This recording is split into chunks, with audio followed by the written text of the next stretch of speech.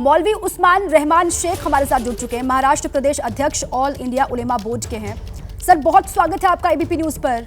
और सबसे पहले तो आप बताइए जरा, जो ये समर्थन की बात आपकी ओर से की गई है महाविकास अघाड़ी को, समर्थन और साथ साथ शर्तें भी आप लोगों ने रखी है।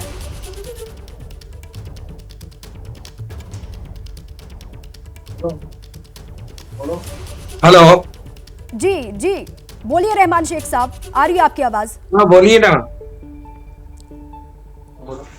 ना। ये जो समर्थन देने की बात आपने कही है महाविकास अघाड़ी को, और साथ में शर्तें भी आप लोगों ने रखी हैं, आपकी बात हो गई महाविकास अघाड़ी के बड़े नेताओं से? उन्होंने क्या कहा है आपसे? देखिए, ऑल इंडिया उलमा board Maharashtra supreme body chairman नायब अंसारी और मोहम्मद शाहबुद्दीन सौदागर मौलवी उस्मान रहमान शेख महाराष्ट्र सदर 2 महीने पहले ये फैसला लिया गया था कि मुसलमानों की जो मांगनी है, अगर वो महाविकास अघाड़ी मंजूर करती है तो ऑल इंडिया उलमा बोर्ड उनके पाठुंबे के देने के लिए तैयार है। अच्छा, आपकी बात हुई है किसी से रहमान शेख साहब? मौलवी उस्मान शेख जी, मौलवी उस्मान शेख साहब, आपकी बात हुई है किसी से महाविकास अघाड़ी के नेताओं से? हमारी बात हुई है, नानाजी पटोले से बात हुई है, पृथ्वीराज चौहान से बात हुई है, और शरद पवार जी से बात हुई है, जयंत पाटिल साहब से बात हुई है, उदय ठाकरे साहब से बात हुई है, और सुप्रिया सुळे मैडम, इनसे हमारी बॉम्बे में 10/10/2024 को बात हुई। उससे पहले भी हमारा उनकी बहुत मीटिंग हो चुकी है। क्या कहा उन्होंने सर? आपकी शर्तें मान ली? महाविकास अघाड़ी के जिन नेताओं का जिक्र आप कर रहे हैं, जिनसे आपकी मुलाकात हुई, आप बता रहे हैं, उन्होंने आपकी शर्तों को मान लिया है? उन्होंने क्या कहा आपसे? नहीं, उन्होंने ये कहा कि अगर से आपकी जो जायज मांगनी है, जो कानून के दायरे में बैठती है, हम उसको मंजूर करेंगे, और जो संविधान है, संविधान के चौखट में जो भी मांगनी आपकी मंजूर होंगी वो हम करेंगे, ऐसा उन्होंने आश्वासन दिया है। उन्होंने आश्वासन दिया कि ठीक है, आप रहे हमारे साथ उस्मान शेख साहब। सैयद जवाद भी हमारे साथ जुड़ चुके हैं, कांग्रेस के समर्थक हैं। सैयद जवाद जी, ये कह रहे हैं मौलाना उस्मान शेख साहब की बात हो गई है नाना पटोले से, शरद पवार से, सुप्रिया सुले से, और उनकी ओर से आश्वासन दिया गया है कि जो शर्तें रखी हैं उलेमा बोर्ड ने, उन शर्तों पर वो विचार करेंगे। अब आपको जानकारी है इस बाबत? बहुत बहुत धन्यवाद आपको, आपके सभी दर्शकों को मेरा जय हिंद, जय संविधान। देखिए क्या है, बहुत से लोग अपनी डिमांड्स जो हैं वो बताते हैं और नेताओं से मिलते हैं आकर के, अपनी परेशानियां, अपनी सारी चीजें, और जो है जितने भी लोग हैं महाविगाड़ी के अंदर, जितने भी लोग समर्थन दे रहे हैं उनका स्वागत है। लेकिन जो भी कानून के दायरे के अंदर रह करके जो भी संविधान सम्मत चीजें होंगी उसको करने की मुझे लगता है पूरी कोशिश करी जाएगी। दूसरी सबसे बड़ी बात बता दूं कि अभी आरक्षण को लेकर के बात कही गई, तो मैं आपको बता दूं भारतीय जनता पार्टी का अलायंस टीडीपी के साथ है, और टीडीपी जो है वो 4% आरक्षण का समर्थन करती है। तो भारतीय जनता पार्टी के लोग जो हैं वो आज खामोश रहते हैं, इस मौजू पर बोलते नहीं है और अपनी आवाज भी नहीं उठाना चाहते। उन्होंने बाकायदा इस मैनिफेस्टो में कुछ चीजें मुझे ऐसी लगी हैं, कुछ बातें ऐसी लगी हैं जो टीडीपी के मैनिफेस्टो से बहुत ज्यादा मिलती जुलती।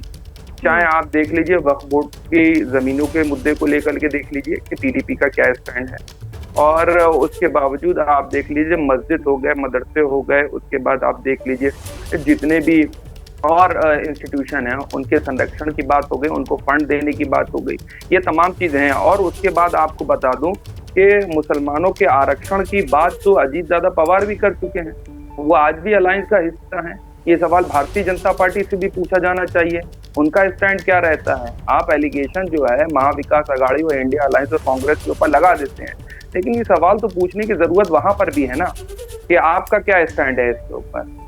और रही बात आज की महाविकास अघाड़ी की, तो मैं आपको बता दूं, चाहे कांग्रेस पार्टी की हो गई, ये तमाम जितने भी लोग हैं ये सब मिलकर के भारतीय जनता पार्टी की मौजूदा सरकार को रोकने जा रहे हैं, और एक बार फिर से महाविकास अघाड़ी की सरकार बन रही है।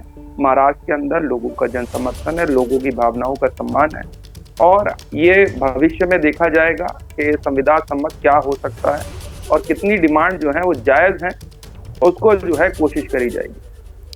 ठीक है, लेकिन सैयद जवाद जी, महाविकास अघाड़ी के जो आपके साथी और हैं वो उद्धव ठाकरे हों, क्या उनके लिए इन मांगों को मानना आसान होगा आपको लगता है? क्योंकि अगर महाविकास आघाड़ी को देखें, पूरे गठबंधन को, तो आप तो चर्चा करेंगे, राय मशवरा करेंगे और उसके बाद फिर इस पर आगे कोई रिएक्शन देंगे ना। मतलब उद्धव ठाकरे आपके साथ होंगे इस मामले में? देखिए महाविकास आघाड़ी अभी जो मौजूदा उसकी स्थिति है कि उसका जो मकसद है वो मौजूदा सरकार को रोकना है। जो करप्शन इस वक्त आप देखेंगे महाराष्ट्र के अंदर हो गया है, जो करप्शन जो है लगातार बढ़ रहा है, और खास तौर से महाराष्ट्र के संदर्भ में बताएं, जो लगातार महाराष्ट्र के ऊपर कर्ज बढ़ रहा है, महाराष्ट्र के लोगों की समस्याएं जो बढ़ रही हैं उसको हम लोग सुलझाने की कोशिश कर रहे हैं। और जो अभी तो बाद में डिसाइड होता है कि क्या किसको क्या मिलेगा, और वो सब लोग मिल करके साझे तौर पे डिसाइड करेंगे कि हमें जन कल्याण कार्यों के लिए संविधान सम्मत क्या लोगों के लिए काम करना है, वो बाद में डिसाइड होगा। पहला मकसद ये है कि भारतीय जनता पार्टी की अलायंस की सरकार को रोकना है, उनको हराना है। उसके बाद जो भी संविधान सम्मत और कानून के दायरे के अंदर चीजें होंगी वो करने की लोगों की कोशिश करी जाएगी। ठीक है सैयद जवाद जी, आप ये कह रहे हैं कि अभी सर्वोपरि जो है वो चुनाव को जीतना है और महायुति को हराना है, और इसके लिए जो भी करना होगा वो करेंगे, जो भी उचित होगा। आप दोनों ही रहे हमारे साथ, मृत्युंजय भी लगातार बने हुए। देखिए, शिवसेना शिंदे गुट के नेता कृष्णा हेगड़े ने कहा है कि उलेमाओं ने जिस तरह महाविकास आघाड़ी को समर्थन का ऐलान किया है उससे साफ है कि हिंदुओं को एकजुट रहना होगा। जैसा पीएम मोदी कहते हैं, एक है तो सेफ है। Tata institute of social sciences ने जो रिसर्च पेपर दिया है वो चौंकाने वाली बात है और बहुत एक गंभीर बात है, क्योंकि ऐसे अगर आंकड़े मुसलमानों के बढ़ते रहे, आज आपने देखा है कि जो ऑल इंडिया उलेमा बोर्ड है उन्होंने महाविकास आघाड़ी को उनके समर्थन के लिए एक फतवा जाहिर कर दिया है। और यही नहीं, जब हिंदुओं की संख्या घटती है तो ये भी एक चिंता की बात है। मुझे लगता है कि हिंदुओं को एकजुट होना चाहिए, जिससे हमारे सम्मान्य प्रधानमंत्री जी ने कहा।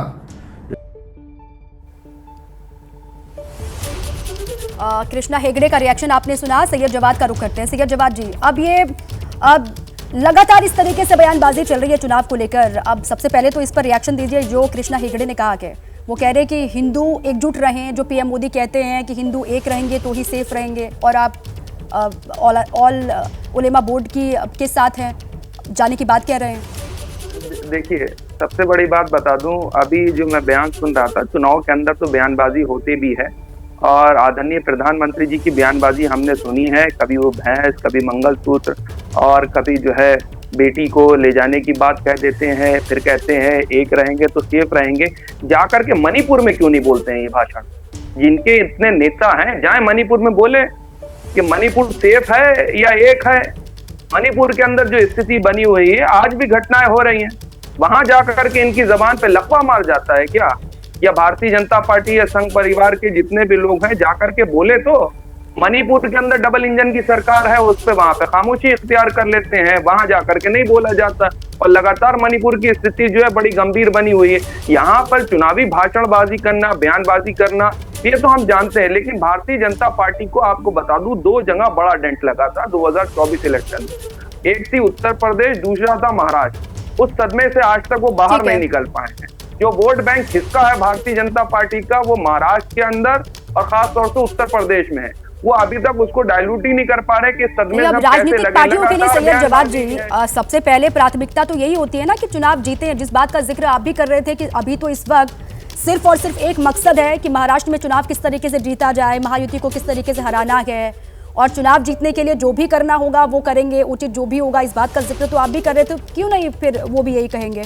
मौलाना उस्मान शेख साहब भी लगातार बने हैं हमारे साथ। उस्मान जी, आप जरा ये बताएं कि इन मांगों पर जो मांगे आपने रखी हैं वो आपको लगता है कि वाजिब है?